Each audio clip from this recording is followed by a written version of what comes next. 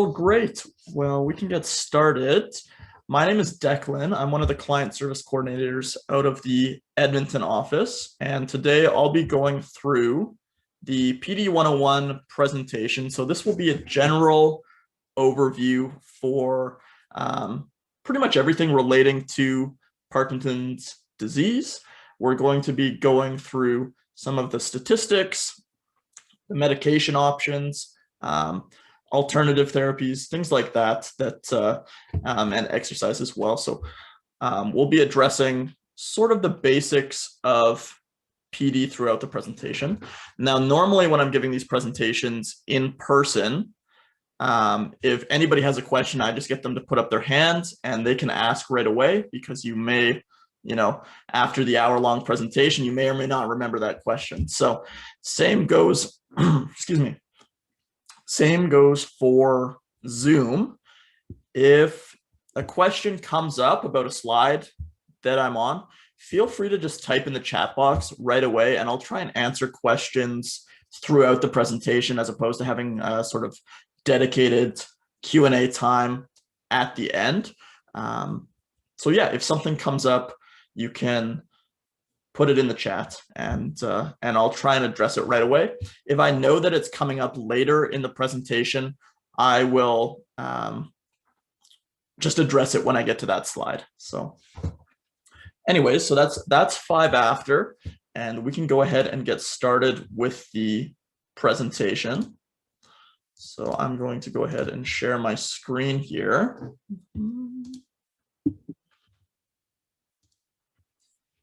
And can everybody see that?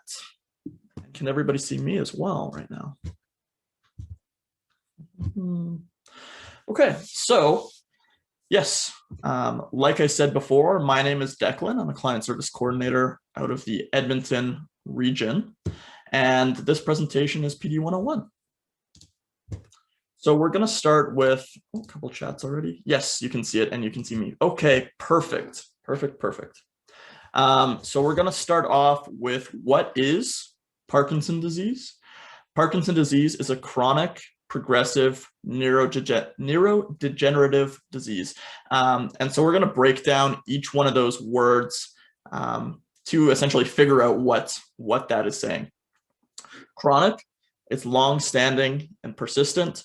Once you have a diagnosis of Parkinson's disease, you will have it for the rest of your life. So that's what it's talking about with chronic illness.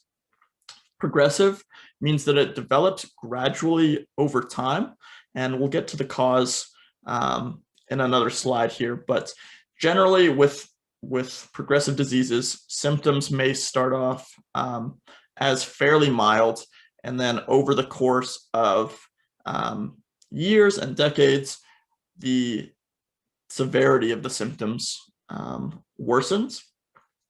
As well, it's neurodegenerative. So this just means that it has to do with the deterioration of specific cells within the brain. The cause of PD is unknown, and there is no cure for Parkinson's. So I will talk a little bit about some of the potential causes that researchers are looking into, but as of right now, there is just no conclusive research to answer the question, what is the cause of Parkinson's? Prevalence, onset, and incidence rate. So this is some basic statistics about Parkinson's disease. Currently, worldwide, there are about 10 million people living with the disease. In Canada alone, it's about 100,000. And based on Canada's population, Alberta would then have about 11,500 people within the province living with Parkinson's disease as an estimate. Parkinson's is the second most prevalent neurological condition behind Alzheimer's. So again, when we're talking about neurological conditions, that's conditions that have to do with the brain. Parkinson's affects more men than women, though it's by no means a man's disease. Plenty of women have Parkinson's, just on average, it tends to affect men a little more. The average age of Parkinson's onset or Parkinson's diagnosis is 58 years old. And this has actually been, as we are able to, as the doctors and neurologists are able to identify Parkinson's more quickly, the age of diagnosis will decrease over time. The majority of people with Parkinson's are over 65 years old, and being diagnosed before the age of 40 is called being young onset Parkinson's. And again, any questions, pop them in the chat box below. Oh, we've got a chat here. Will I be just discussing Parkinsonism as well? So yes, I'll be discussing part of Parkinsonism. So Parkinsonism is a term that medical professionals might use when they see someone presenting with Parkinson's-like symptoms, but they're not 100% sure that it is in fact Parkinson's disease. And then as well, I'll also be talking about Parkinson's plus symptoms throughout the on a couple stages of the presentation. So yes, it will be discussed, and if you have further questions, again, pop them in the chat. So yeah, being diagnosed before the age of 40 is to be considered young onset Parkinson's. So what causes Parkinson's disease? So I know I said earlier that we don't know the cause of Parkinson's disease, but we do know what is happening in the brain of someone with Parkinson's. So why someone gets the disease is not known, but we do know, again, what is happening and what is causing symptoms. So we know that the majority of Parkinson's symptoms are caused by a lack of dopamine in the brain. In people with Parkinson's, the cells that produce dopamine begin to die. So as you can see on this model of the brain here, there's this little sort of bean-shaped area of the brain called the substantia nigra, and its job is to produce dopamine for the brain. Dopamine is important in a few ways because it's a chemical that helps regulate many things in the body, but especially the body's movement. And specifically, dopamine is a neurotransmitter chemical. So the brain uses dopamine to communicate with itself and send signals to other parts of the brain, as well as to communicate and send signals to other parts of the body. So when someone is lacking dopamine, as with people with Parkinson's, then those signals can become interrupted and cause the symptoms that we see as Parkinson's. So this is talking big picture, what causes Parkinson's. Essentially, the current thinking is that Parkinson's is the result of environmental and genetic factors. So it's a complex combination of environmental and genetic factors. Now, this explanation is sort of unsatisfactory because when they're talking about environmental factors, that means everything that has happened to you throughout your lifetime. And when they're talking about genetic factors, that is your genetic makeup. So, in reality, most things that happen to us are a combination of environmental and genetic factors. When they talk about environmental factors, some of the causes that they've looked into are things like head trauma as a child, repetitive head trauma as an adult, working with chemicals or pesticides, drinking well water, exposure to heavy metals. These are all things that they've researched, but again, nothing is conclusive and definitive right now. Excuse me, I'm just going to take a drink. So yeah, nothing is conclusive or definitive as far as environmental factors, right? Not everybody who is exposed to these things will develop Parkinson's.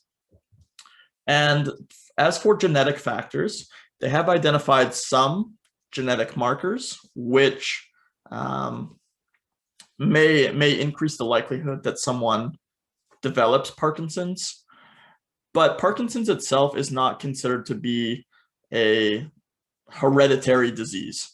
So I know a lot of clients, when they're first learning about Parkinson's, oftentimes they ask me, is it hereditary? Will it affect my children or grandchildren or things like that?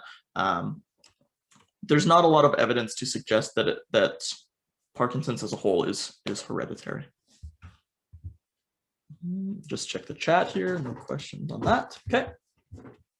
So Parkinson's plus syndromes, and this is what I was talking about earlier as far as Parkinsonism. So Parkinson's plus or Parkinsonism describes syndromes that share features similar to Parkinson disease, but include extra associated symptoms. So with Parkinson's plus syndromes, and there's 4 of them that I'll talk about briefly here as well. They have a limited or no response to levodopa, which is the primary medication for Parkinson's. There is a lack of, or they have an irregular resting tremor. So either no tremor or an irregular resting tremor. Symptoms present on both sides of the body at onset. So this is different from how Parkinson's presents. Usually Parkinson's will, you'll see one side of the body is affected by a tremor, right? That rhythmic shaking motion, while the other side is not, at least at onset. And then over the course of the disease, you may see symptoms move to the other side of the body and experience it on both sides of the body.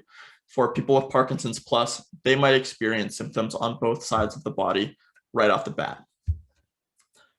Early issues with balance, cognition, speech, and swallowing. And unfortunately for Parkinson's plus, it is associated with a faster progression. So what are the syndromes that make up the umbrella term of Parkinson's plus? Well, that's PSP, or progressive supranuclear palsy, MSA, multiple system atrophy, CBD, cortical basal degeneration, and Lewy body dementia. Any questions there? Is the speed okay? Am I going too fast on some of these slides? Just let me know. So back to Parkinson's now. I guess just one more note on Parkinson plus syndromes. They are a completely separate entity from Parkinson disease. Having Parkinson's doesn't mean that it will develop into Parkinson plus syndromes. Sometimes people are misdiagnosed at onset as having Parkinson's, and then it's later corrected to a Parkinson's plus diagnosis. But they are 2 separate. All 4 of these illnesses and Parkinson's are separate illnesses. So how is Parkinson's disease diagnosed? Diagnosis begins with a physician. So either your GP, family doctor, or if you get referred to a neurologist, they'll begin looking at your medical history, self-reported symptoms, and doing a physical exam. There's no blood test, scan, or laboratory exam to diagnose Parkinson's. So a lot of the times when diagnosing the disease, your physician will want to rule out other diseases. So if you did receive scans or blood tests or those sorts of procedures prior to receiving your Parkinson's diagnosis, it's probably because your physician wanted to rule out other diseases before telling you that you have Parkinson's. As well, a physical exam will involve the physician watching you doing certain things. So you've likely walked up and down a hallway at the doctor's office, and he or she will have observed your gait. They may have you do things to do with fine motor skills. So right, tapping your fingers together like this in a rhythm and seeing if that's possible, as well as listening to you and your symptoms and your collection of symptoms. Physicians rule out other possible diagnoses and look for 2 of the 4 main motor features of PD. So what are the main motor symptoms of PD, and what are your physicians looking for initially to diagnose Parkinson's?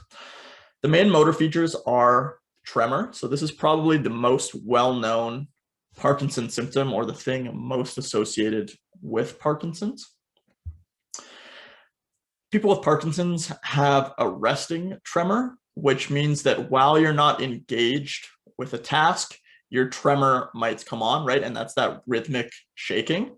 But as you engage with something, the tremor can subside. So if I had a tremor and I was going to pick up this glass of water, maybe while I'm focused on holding the water, my tremor subsides enough to allow me to drink.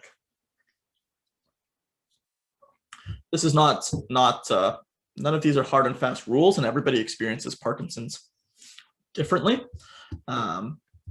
But that tends to be how it appears. As for the tremor, stress or excitement, as well as anxiety, can make it worse. And initially, like I was saying, it only affects one side of the body in the early stages and then can progress to the other side. The second symptom that they're going to be looking for is bradykinesia, and that's just a fancy word for slowness of movement. General reductions of spontaneous movement. So if you have noticed that you or your partner is just generally slower, it takes longer to get your shoes and your coat on to go for a walk or to do certain things around the house, that's a good indication that you're experiencing some bradykinesia. Rigidity, so stiffness and inflexibility of the neck, limbs, or trunk muscles. So a lot of the times people will notice rigidity in places that have a lot of intersecting muscles. So those would be things like the shoulder, right? Where you have this wide range of movement and quite a few muscles working together. That's where you might notice that there's rigidity or stiffness or a lack of ability to fully utilize those muscles. As well, stiffness can occur in the legs or the arms or the neck, right? Again, wide range of motion where you're most likely to notice it. And the last symptom is postural instability. So this is sort of broadly defined as balance problems and potentially falls. Your posture may also become stooped. So that means that the head comes forward and everything becomes lower to the ground. Oftentimes people who feel as though they're off balance have an urge to bring their head and their body inwards, which in turn actually reduces the amount of control that you have. So a person must be present with two of these four motor symptoms to be diagnosed with Parkinson's. And here are a few other motor symptoms. And again, any questions, like I keep saying, pop them in the chat as they come up. Okay, perfect. Here's one. Will there be very much discussion on CBD or Parkinson's plus? We are dealing with CBD. Unfortunately, this will be primarily on Parkinson's, though I can take down, after the presentation, I can take down your information and we can have a private conversation about Parkinson's plus. So motor symptoms, this can also include walking changes or what the doctors might call changes in gait. So with people with Parkinson's, the most obvious changes in how people are walking is that your arms may stay by your side and not swing as you're walking, as well the shuffling steps, right? Not picking your feet fully up off the ground as you're moving, and a general slowness to how you're walking. In the early stages, it might be a partner or friend that first notices these changes because the change is so gradual. Yeah. The second one, like I talked about, balance difficulties, postural instability, and this can eventually lead to falls, which we'll also talk about further on. A decreased loss a decrease or loss of facial expression. So this is often what people might call stone face. People with Parkinson's, when they lack dopamine, their face is not automatically reacting to things as it once did, right? So for someone with a normal dopamine level, they don't have to concentrate on when are they smiling, when are they frowning, what their face is showing.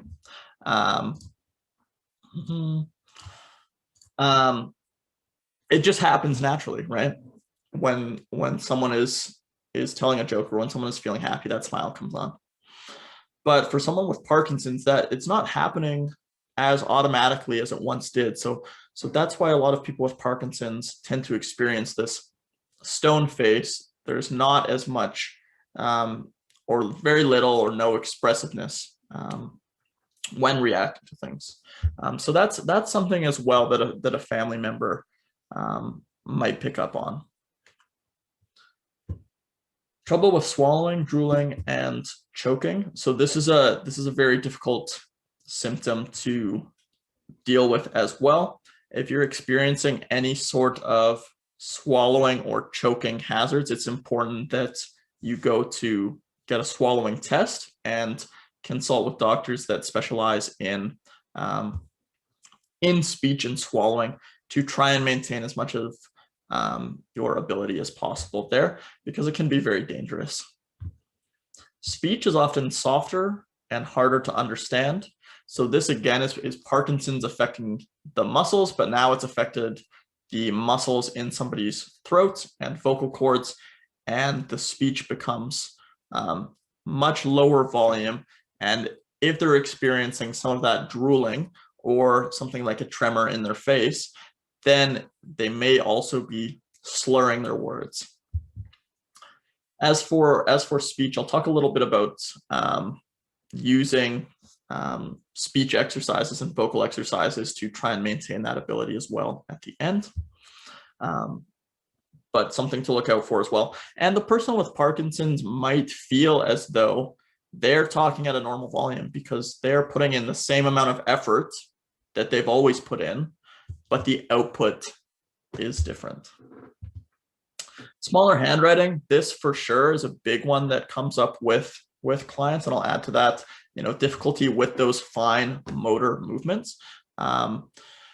This is something again that people tend to notice in the earlier stages of Parkinson's, that their handwriting has become much smaller or more illegible. And lastly, freezing. So freezing can be a really difficult symptom to deal with as well, and it's a sort of paralysis as you go to move or take a step. Your body does not follow suit, and you are stuck in place. So this can be a really concerning symptom and difficult to deal with. When helping with some of the exercise classes at the Buchanan Center, we had a client who would freeze coming on and off of the exercise equipment, and the physiotherapist there really used a lot of prompts to work with this gentleman and get him up and moving when these freezing episodes would occur. So prompts can be something that's helpful when dealing with freezing. Something like drawing a line in chalk and asking them to take a big step over it, or prompting them to say, okay, 3, 2, 1, and up and forward and walking, or something like that. As well, I've heard of using music and trying to have that individual walk to the beat of the song, right? And as the song is coming forward, then we'll step out. So there are some prompts that people find helpful, but for others, it is just a matter of waiting it out and waiting until you're able to take a step forward. Sometimes this can be between 30 seconds and 5 minutes. Freezing can also occur when there are changes to your environment. So say, for instance, you're going from walking on tile to walking on carpet, or you're outside and you're going from walking on the sidewalk to walking on dirt or mud. Sometimes those changes in the floor environments can bring on episodes of freezing. As well, lighting can affect freezing. So things like people might experience less freezing if the room that they're stepping into is well lit as opposed to dark. Okay, so those are the main motor symptoms of Parkinson's. Now we're going to be discussing some of the non-motor symptoms. So non-motor symptoms are symptoms that are not as easily recognized as motor symptoms, and it is often the non-motor features that have a significant impact on an individual's quality of life. So you can sort of think of the motor symptoms as symptoms having to do with movement, with those large muscle groups, things like that. And non-motor symptoms are the symptoms which are affecting other aspects of an individual's life besides mobility. First and foremost, we have mood changes. So depression, anxiety, apathy, bouts of anger and frustration, those are all very common symptoms for people with Parkinson's.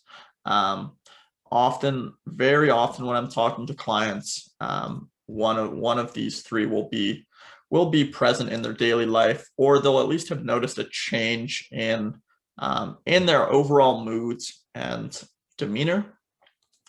If you're experiencing these symptoms seriously, it's important to talk with your doctor and potentially see a psychologist or psychiatrist regarding some of these symptoms, because as you may know, depression, anxiety, and apathy, those can be really, really limiting symptoms and really, really affect quality of life, even more so than some of those mobility issues that come with Parkinson's.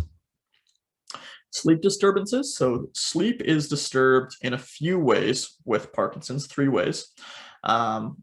First and foremost, there is daytime sleepiness associated both with the disease itself and with some of the medications.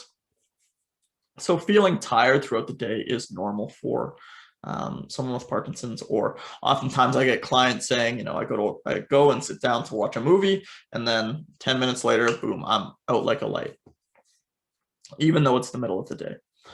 So there are quite a few things with sleep that are affected, like I said. So daytime sleepiness, the second one being insomnia, and those two things can sort of snowball together, right? If you're not sleeping well throughout the day, then you may be up more throughout the night. I see that chat there. I'll get to that in just one moment. And then as well, the third sleep disturbance is called REM, sleep behavior disorder. And this is when a person with Parkinson's might act out their dreams or have flailing movements throughout the night. In someone with a normal dopamine level, the spine is paralyzed while we sleep through our dreams so that we're not acting them out. That doesn't always happen to people with Parkinson's. So that symptom can be dangerous as well if you find that you're falling out of bed often, or hitting walls, or even hitting your spouse while you're flailing. So that's REM sleep behavior disorder. So we've got a chat here. My audio is out and I froze. Is anybody else experiencing freezing? If you could just let me know in the chat. Sometimes it's tough to tell if it's on your end or if it's on my end. So please, if you can hear me, if you could just not hear. Okay.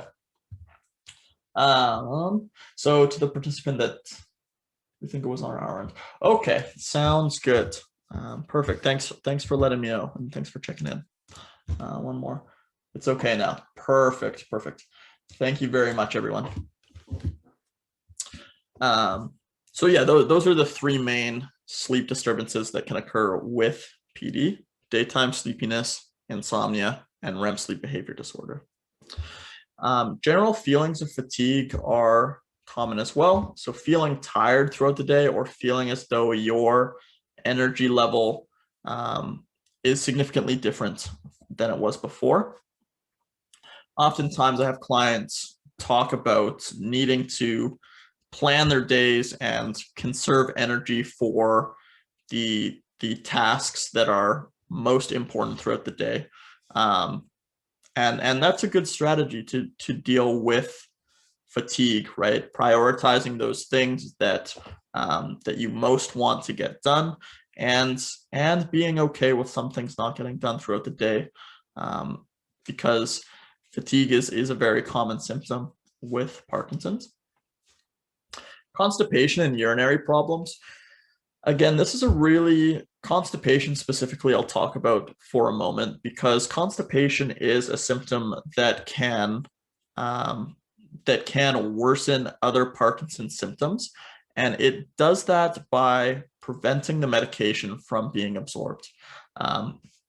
So if you think about it, the Parkinson medication is, you take it, it goes into your stomach and then into your small intestine, where it will then be absorbed in the walls of the small intestine there. If you have, bowel movements stuck there, then the pills aren't able to reach the walls of the small intestine and be absorbed fully, or you may find that absorption takes longer, or it's generally less effective. This then can cause further Parkinson's symptoms because you're not receiving your full dosage of medication. So constipation is really something that's important to look out for, especially because of the medication that's required to control Parkinson's symptoms. Urinary problems are also common, feeling as though you need to go to the washroom more frequently or going to the washroom more throughout the night. Sexual dysfunction. This is also another symptom of Parkinson's that can occur. Again, if these are happening and they're impeding on your quality of life, then it is important to talk with your doctor and neurologist about these things. And cognitive problems. So these fall into three main categories: thinking, memory, and concentration. Thinking, having difficulty sort of knowing where your thoughts are going, or getting to the middle of a sentence and not really knowing where you were taking it. Memory, oftentimes it's to do with the recent past, that it's less accessible, right? People who have difficulty with memory can oftentimes retrieve things from their far past, but things like what they did last week, or what they had for lunch a couple days ago, those might be more difficult to access. And then thirdly, concentration. So concentration difficulties can present as difficulty focusing on one task for long periods of time, or difficulty focusing on multiple tasks, multitasking at the same time. So those are the main non-motor symptoms of Parkinson's. And I can see we have a chat here. So we've gone over lots of information so far. If you have questions, feel free to put them in the chat box below, or if there's anything that I can clarify further or talk a little bit about further. This chat is just saying we've lost audio again, so we missed what you said. I was just talking about the cognition problems. This video is being recorded, so it should be uploaded to our YouTube channel shortly after, so you can go there and watch the full video, hopefully without audio interruption. Can I talk about on and off times? Yeah, absolutely. I can talk about on and off times. I'm about to get into medications here, so I will address on and off times there. Perfect. Okay.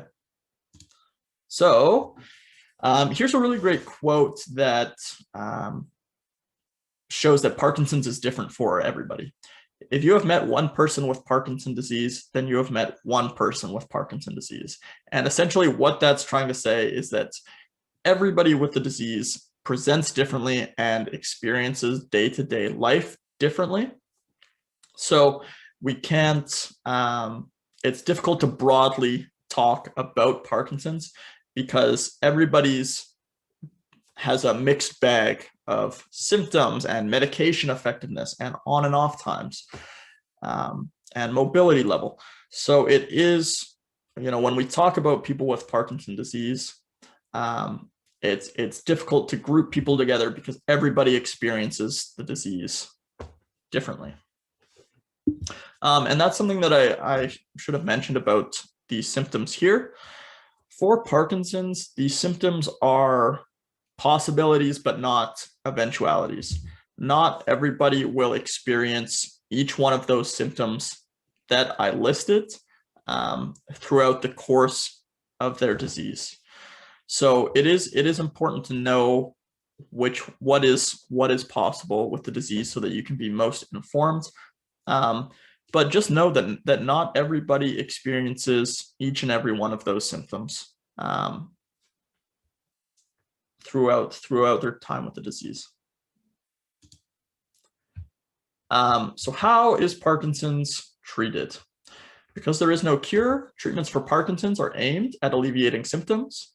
Treatment is guided by how symptoms affect daily life and will be different for each person. So treatments can include medication, exercise, physical or physiotherapy, occupational therapy, speech therapy, social work, counseling, and surgery. So lots of options, but predominantly Parkinson's is managed with a combination of medication and exercise. And so we'll move into talking about medications here. Medications are the most important part of care for people with Parkinson's. They're used solely for symptom management, as there are no medications that slow or stop the progression of PD. They are used mainly to improve problems with movement and primarily work on the dopamine system in the brain, right? So that system that I was talking about earlier. They work to replace, mimic, or block the breakdown of dopamine. So what are the medication options for Parkinson's? Primarily, the most common medication is going to be some form of levodopa. So levodopa, also known as Sinemet, Prolopa, levodopa, carbidopa. These medications replace dopamine by being converted to dopamine in the brain. So like I was saying earlier, you take your medication, it goes down to the stomach and into the small intestine, and then is absorbed into your blood and comes up to your brain through that blood-brain barrier, where it can then be converted to dopamine, to usable dopamine that your brain can then use to send signals from itself to other parts of the body. There are a few other medications, but on a whole, levodopa is going to be sort of the gold standard for Parkinson's treatment and by far the most common medication for people with Parkinson's. The other options that are available are things like Requip or Mirapex, and these are dopamine agonists. So they mimic dopamine by stimulating receptors that use dopamine, those same receptor sites. So whereas levodopa allows your brain to produce more dopamine, right? That specific chemical that the brain wants. Dopamine agonists just provide a mimic. Amantadine, so this can be used for dyskinesia, which is a side effect of levodopa, which I'll get to side effects in a moment. So amantadine can be used for controlling some of those side effects or some of those uncontrollable movements. And Tachopon or Comtan, this is a COMT inhibitor, and what that does So it's going to work with levodopa to slow the breakdown and increase the duration of effectiveness of the levodopa. So if you think about it as sort of a car analogy, when taking levodopa and COM10, you get more mileage to the gallon, right? Levodopa fills your tank, and COM10 lets you get more mileage out of it. Same with rasagiline or Azilect. These are MAO-B inhibitors, and they slow the breakdown of dopamine in the body and brain. So both of these medications can be used in conjunction with levodopa to extend on times, which I'll talk about now. So as someone had mentioned in chat there, the common side effects of medication for people with Parkinson's, one of the most common and one of the most frustrating is on and off periods. So you can think about on and off periods as sort of a wave. If you take your medication here at 8 o'clock in the morning, it's being absorbed and you're coming up to your peak, and this is when you're on. This is when your medications are working effectively to combat your PD symptoms. And then before your next dosage at noon, you begin to use that dopamine that the levodopa has created, and now you're at a low, which we might call an off period. This is when symptoms return more vigorously or are more noticeable. Then again, you take your medication at noon, there is an absorption period, and you come back up to the top. So this wave can happen multiple times a day for someone with Parkinson's, and that is the on-off phenomena with medications. If you are noticing that your off periods are lengthening, or that you're getting less, your on times are lessened, then that's probably when you want to talk to your doctor about adding potentially another pill or another couple pills to your regime. If we go with the wave analogy again, if someone's experiencing really bad off times and they're only taking a pill at 8 and a pill at noon, well, then your doctor or neurologist might look at adding a pill at 10 o'clock so that you come up and you're here. And as you begin to dip that back down, you take a pill and that brings you back up. So you can have longer on periods. So yeah, really, really important to note how often you're feeling off and discuss it with your neurologist to see if it's time to add further medication. Other medication side effects. So dyskinesia. This is a type of uncontrollable movement that is different from a tremor. It can affect the whole body, and it's sort of these broken, twisting motions, which can occur as a side effect from long-term levodopa usage or high-dose levodopa usage. And then nausea as well. So nausea can be an initial side effect of levodopa, and if it's really affecting you, then there are some anti-nausea medications that could be prescribed alongside the levodopa. So those three are going to be the main, the most common side effects for levodopa usage. I will talk about these other side effects as well, but they are in reference to some of the other medications that I mentioned too. Postural hypotension. So this is a drop in blood pressure when you're going from sitting to standing,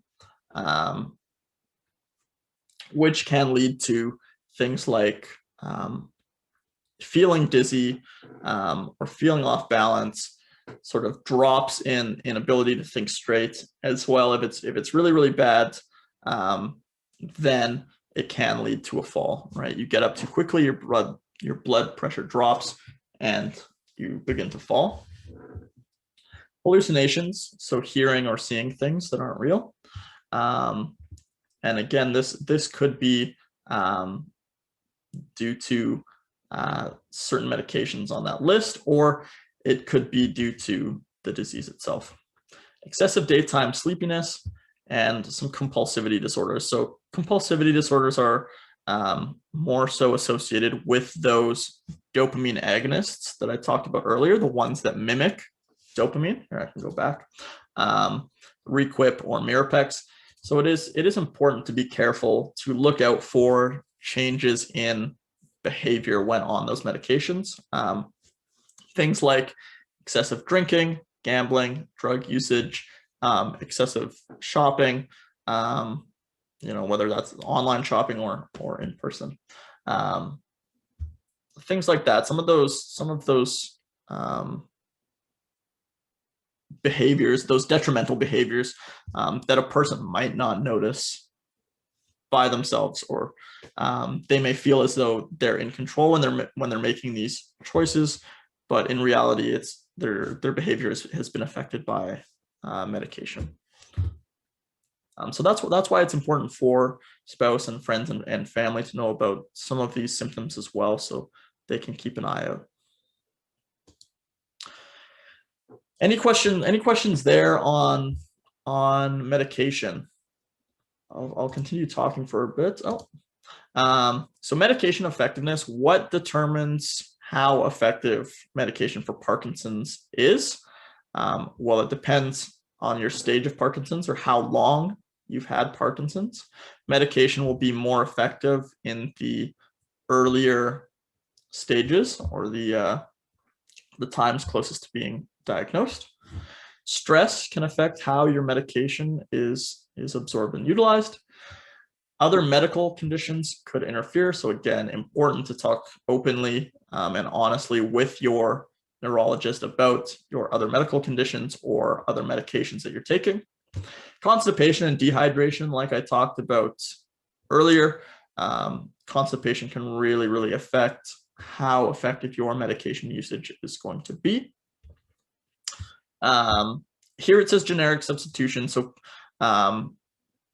you used to be able to receive the brand name Cinemet, but now I believe everybody is on the generic version. Some people found that switching over, they had a tougher time or less effective medication on the generic, but there should be no medical difference between the two. So this is sort of anecdotal. Protein can affect the absorption of the medication, as it can compete for entry to the brain, those protein molecules. So for some people, it is important that they time their medication around their meals, taking their medication either half an hour before a protein heavy meal or an hour to 2 hours after a protein heavy meal. And number one here is timing.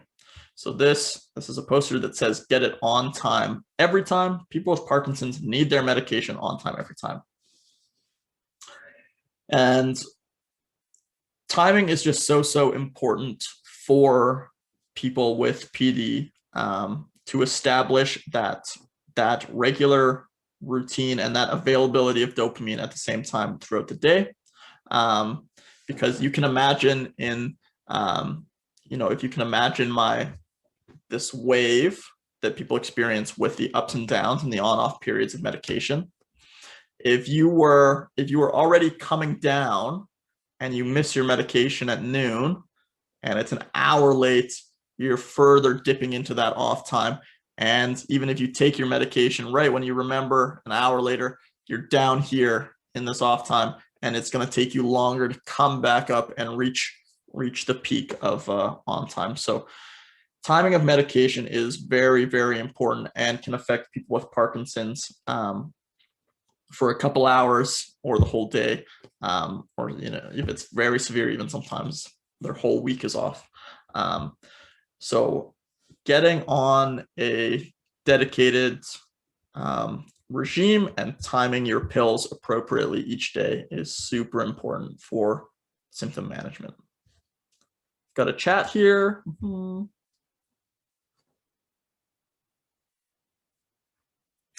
If you miss it, should you skip or should you take it anyways? Yeah, so that's a good question for your neurologist. Again, I'm not a medical professional, but oftentimes people will take it to prevent getting further into that off period. If you've missed one and you're still feeling okay, then probably okay to get it at your next timing. But again, these are things to talk with your neurologist about. But on a whole, I think it would just depend on how you're feeling, how it will affect the day. You could definitely, yeah, if you've missed it, then you could take it when you remember, and then get back on your schedule. So, any other questions? That's a great question. Thank you.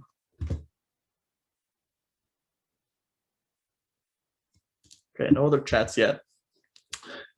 So this slide just says exercise, exercise, exercise. Exercise is super important for managing Parkinson's symptoms, and it's probably the most important thing behind getting your medications adjusted properly.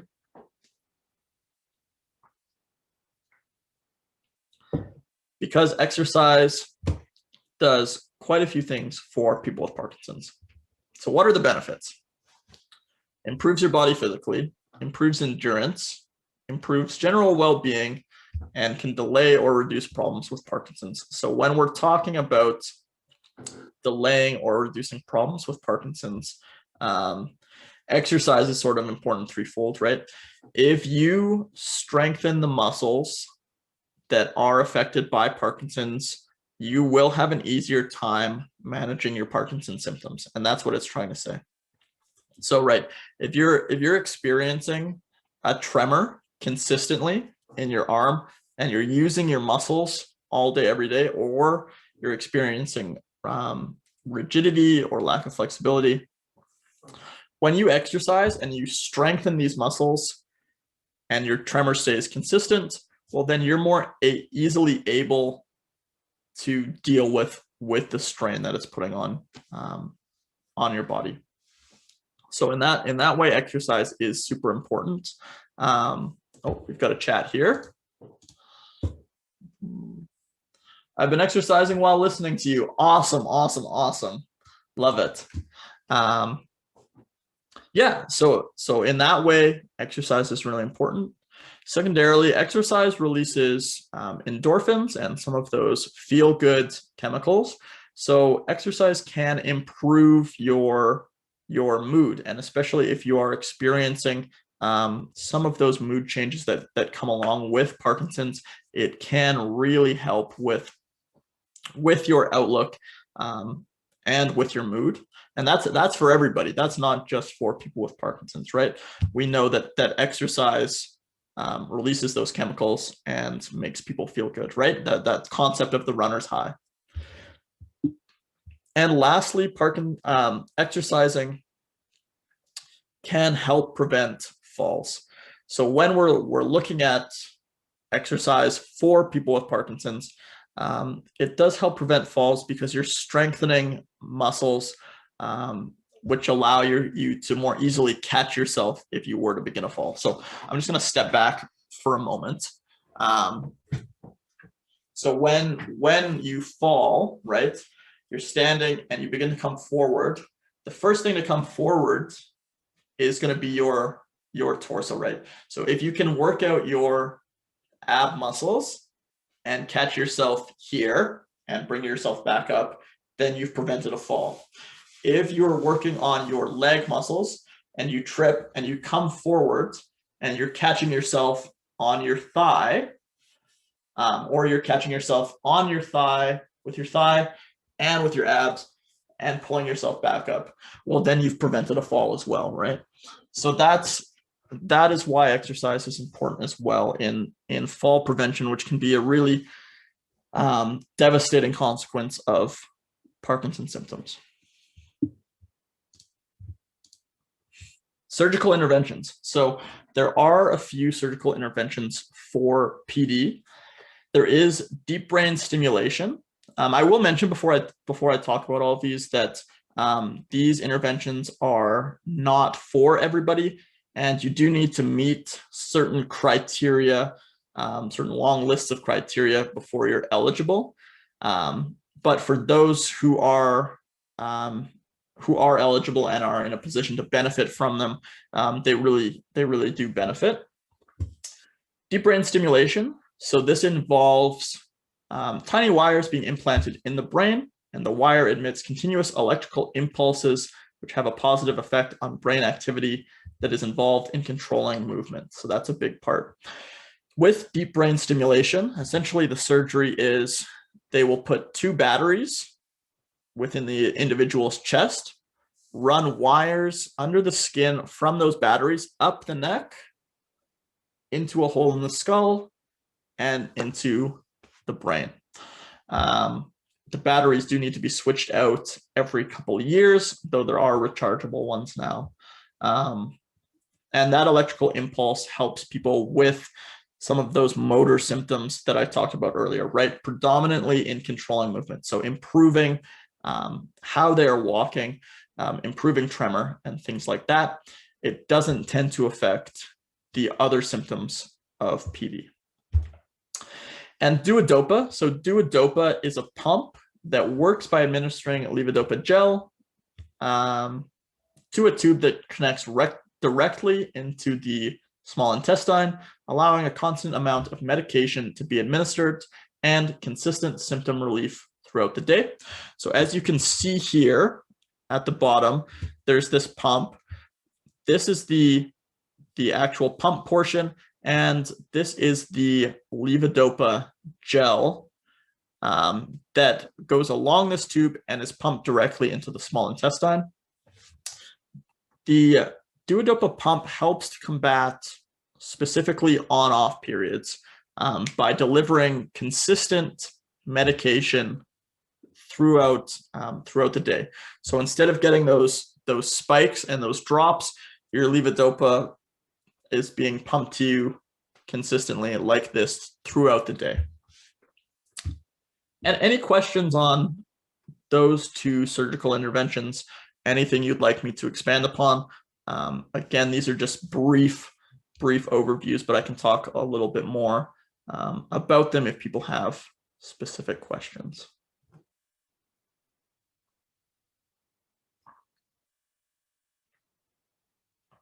Okay.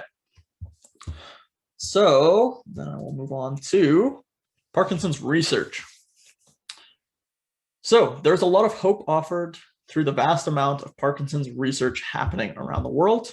Most PD research focuses on the molecular mechanisms involved, the risk factors, genetic and environmental studies, new therapies, potential and repurposed therapies. So these are medications that have already been approved for other diseases and that may be applicable to Parkinson's.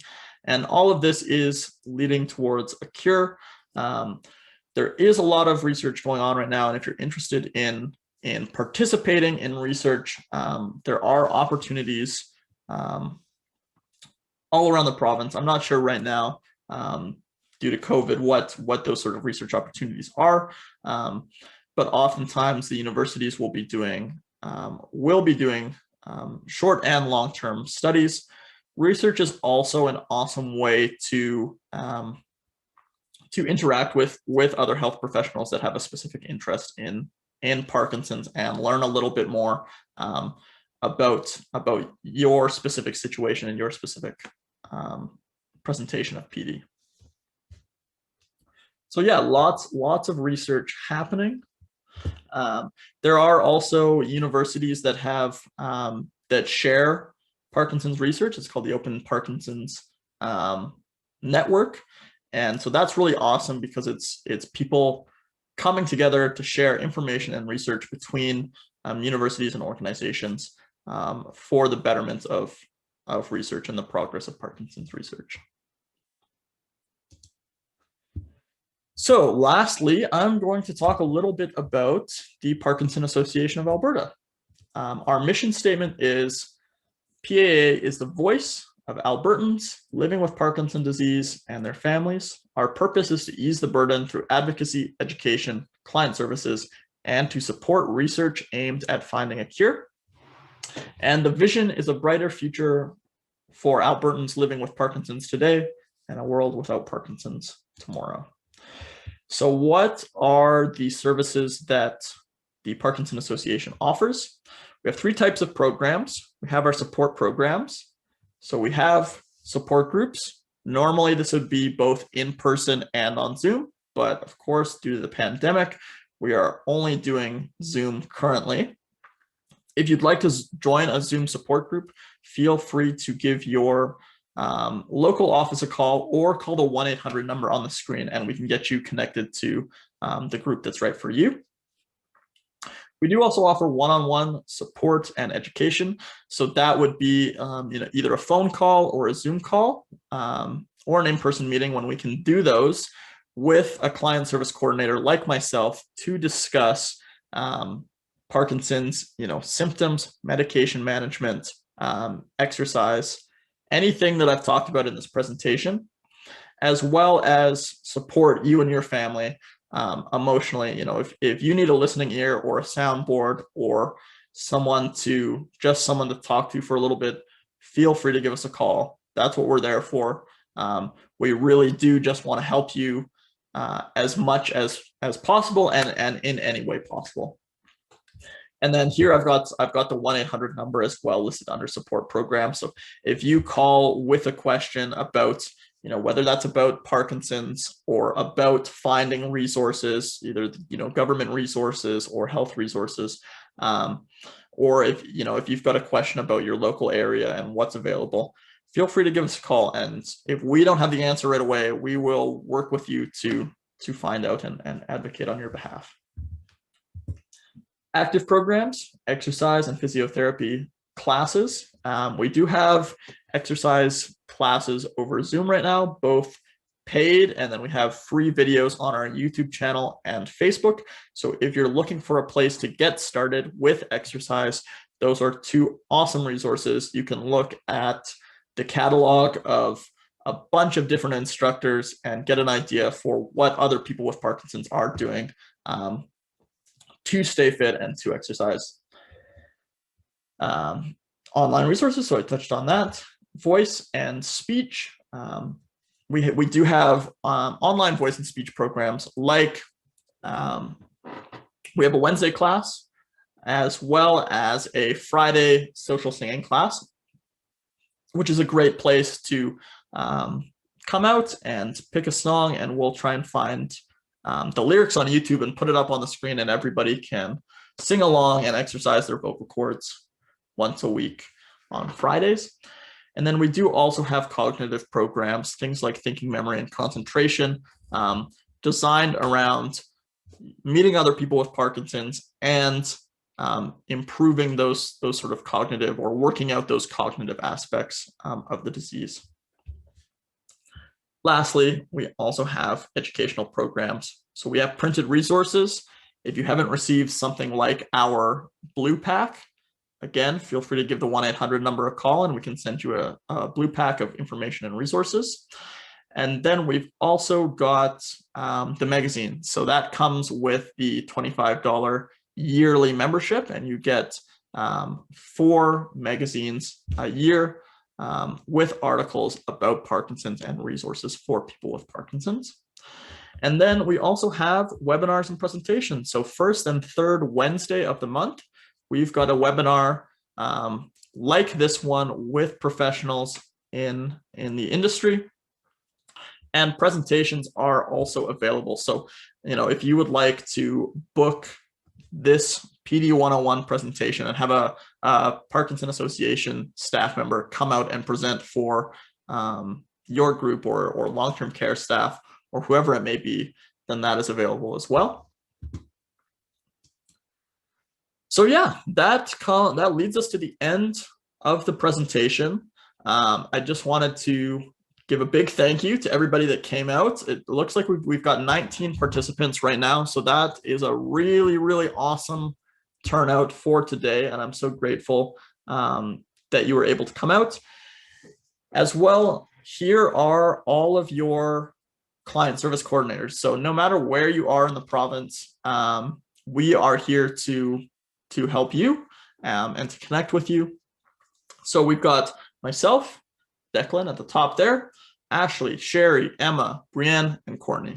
If you have any questions, you can give the 1-800 number a call at the bottom of your screen, and one of us will be in contact with you shortly afterwards to help you out. So I'm going to stick around for a little bit, and if you've got any questions about anything that we talked about here or any comments on the presentation, again, feel free to pop those in the chat. Thank you so much for coming out, and yeah, that's PD 101. Oh, awesome. We've got a question.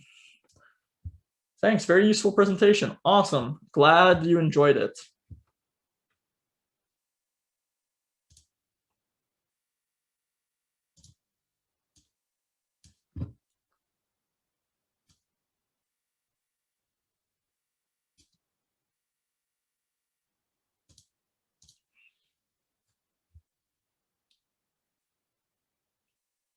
We've got another chat here. Thanks so much. Yeah, thank you. It was helpful. Awesome. I'm so glad. Fantastic job. Thanks, Sherry. Great.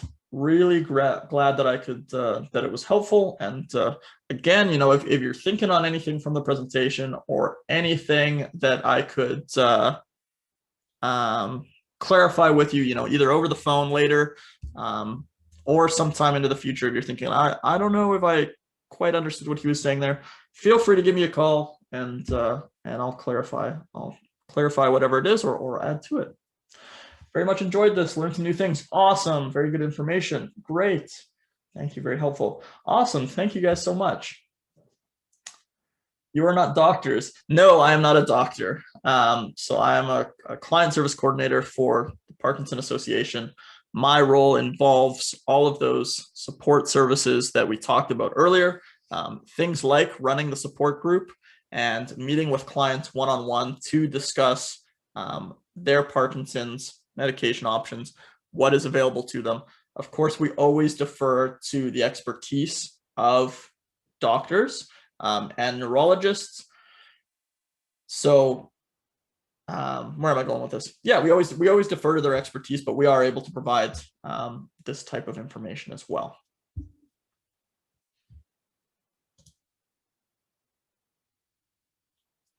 Again, I'll hang out for 1 or 2 more minutes. Got it. Very good. Awesome.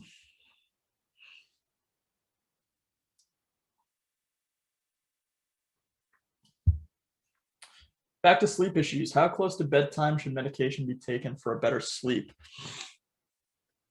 That is a tough one that I don't have the exact answer to. If you find that you're having difficulty sleeping, again, something to talk to your neurologist about. I believe medication could be taken, you know, right up to you know, maybe an hour before going to bed. Again, not sure. And sometimes with medication, it just involves working with your neurologist to test things out and do some trial and error with it before you find the right routine. So like you're saying here, if you mention this to your neurologist, maybe you can talk about adding a pill closer to bedtime and seeing if that improves your sleep or not, and then taking that information back to them and working with them that way to figure it out. Next question here. So it says, waiting to see a neurologist, taking a little while. Yes, unfortunately, seeing a neurologist can take quite a bit of time to get in. So I hope that you're able to see someone soon. The doctor said take meds with food, but I read it takes to take it 30 minutes before food or an hour after food. So this depends, and that's probably talking about the protein interaction there. So taking the medication with food, something like crackers or, like a donut or something like carby like that, can help prevent some of that nausea.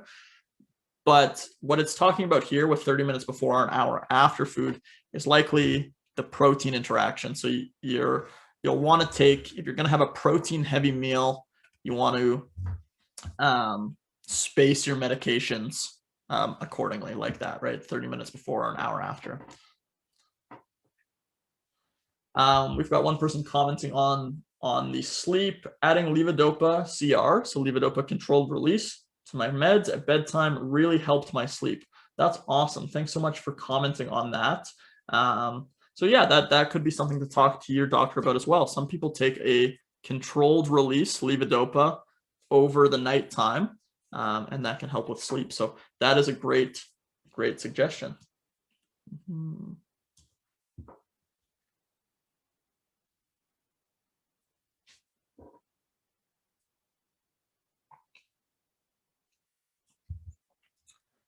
Okay, well, that looks like that is all of the, do you hold these sessions often? So we're doing for April, because it's Parkinson Awareness Month, we are holding this session twice. And then we do hold sessions like this fairly frequently, and oftentimes when it's not COVID, we do in-person sessions that are booked at places like long-term cares or seniors associations, or community halls, places like that, to do these sorts of presentations. So if you feel like there's a community that would get some value out of this presentation, that is a service that we do offer and that you can book. You are in Calgary. Yeah, so you can always contact the Calgary office. Again, call the 1-800 number and request to speak to someone in Calgary, and they'll be able to tell you when the next session would be coming up. Again, we've got this one twice in April because it is Parkinson Awareness Month, but they are held throughout the year. Very pleased we joined. Thank you so much for coming out.